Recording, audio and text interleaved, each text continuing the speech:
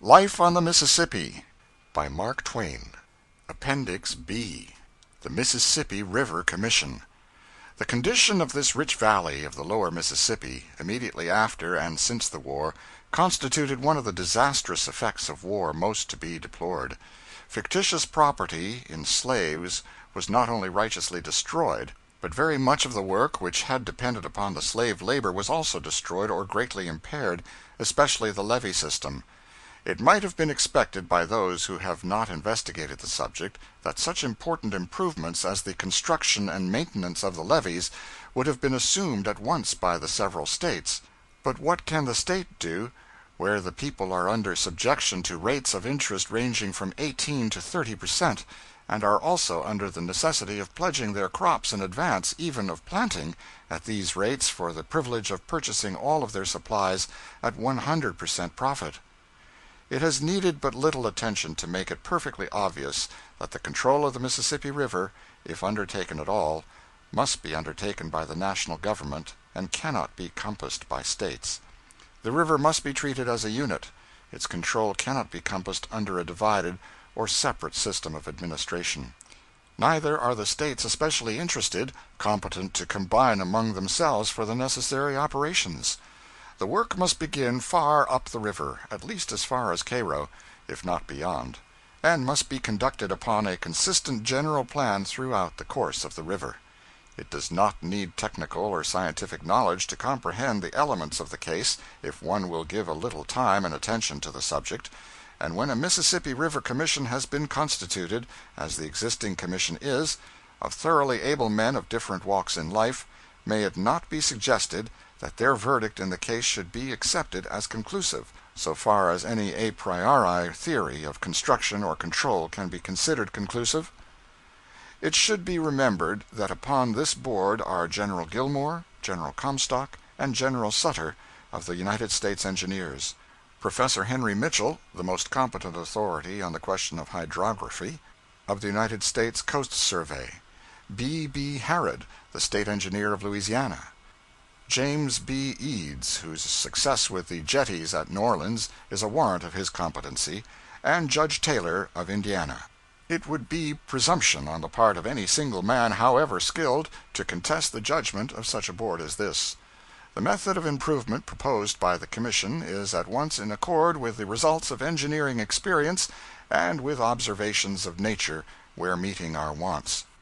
As in nature, the growth of trees and their proneness where undermined to fall across the slope and support the bank secures at some points a fair depth of channel and some degree of permanence, so in the project of the engineer the use of timber and brush and the encouragement of forest growth are the main features. It is proposed to reduce the width where excessive by brushwood dikes, at first low, but raised higher and higher as the mud of the river settles under their shelter, and finally slope them back at the angle upon which willows will grow freely.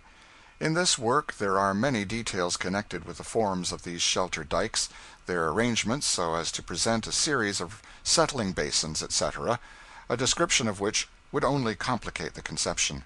Through the larger part of the river works of contraction will not be required, but nearly all the banks on the concave side of the beds must be held against the wear of the stream, and much of the opposite banks defended at critical points.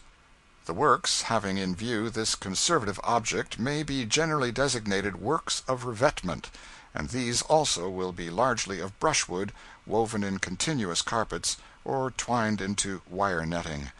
This veneering process has been successfully employed on the Missouri River, and in some cases they have so covered themselves with sediments and have become so overgrown with willows that they may be regarded as permanent.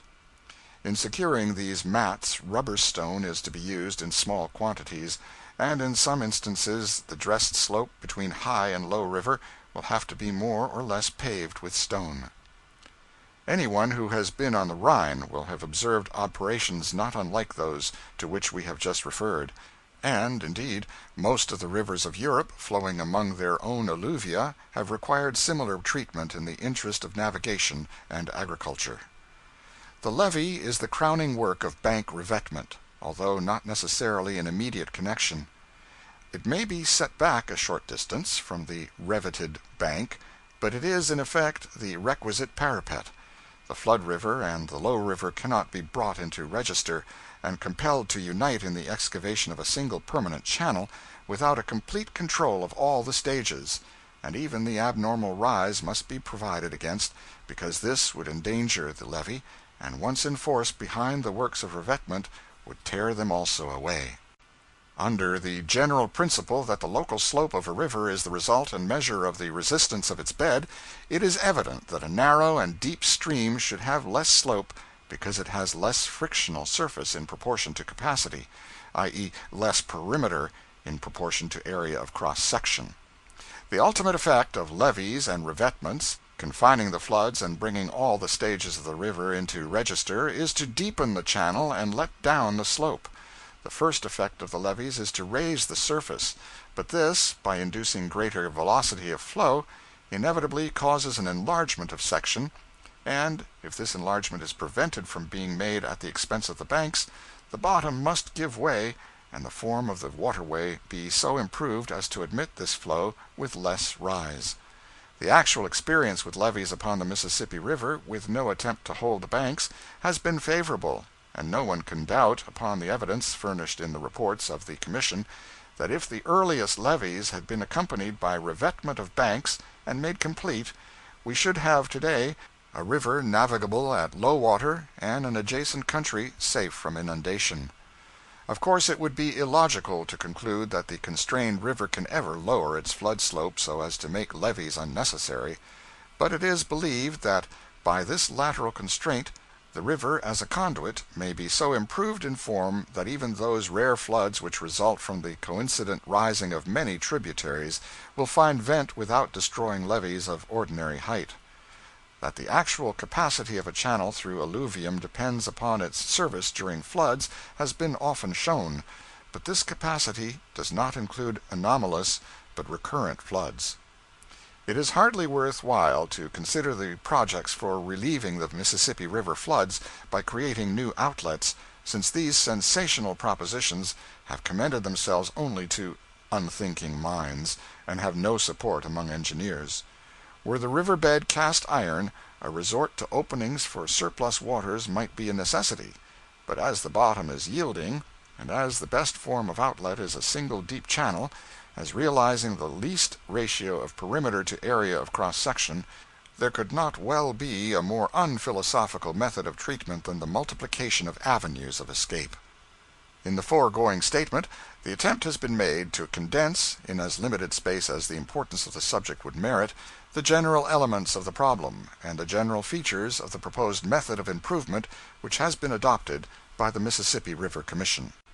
The writer cannot help feeling that it is somewhat presumptuous on his part to attempt to present the facts relating to an enterprise which calls for the highest scientific skill, but it is a matter which interests every citizen of the United States, and is one of the methods of reconstruction which ought to be approved. It is a war claim which implies no private gain, and no compensation, except for one of the cases of destruction incident to war, which may well be repaired by the people of the whole country. Edward Atkinson, Boston, April 14, 1882. End of Appendix B.